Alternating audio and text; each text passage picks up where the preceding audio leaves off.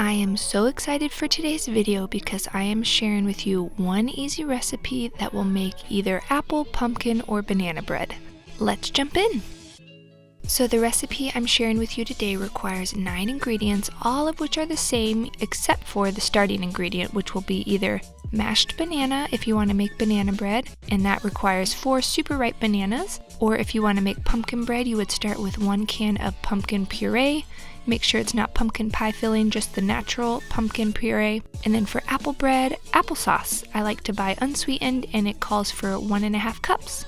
So depending on which flavor you want, you're going to start with one of those ingredients before adding in 1/2 to 1 cup of sugar and 1/2 cup of oil. And then for an egg replacement, we're just using 6 tablespoons of aquafaba, which is just the liquid from a can of chickpeas.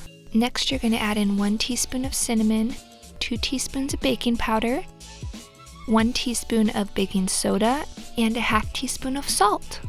Then you just want to whisk all of these ingredients together until well combined before adding in 2 cups of flour.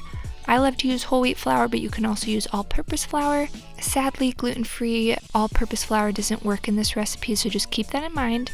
But you're just going to stir it until just combined before adding in any mix-ins you desire. For the banana and pumpkin flavored bread, we love to add in chocolate chips or chopped walnuts.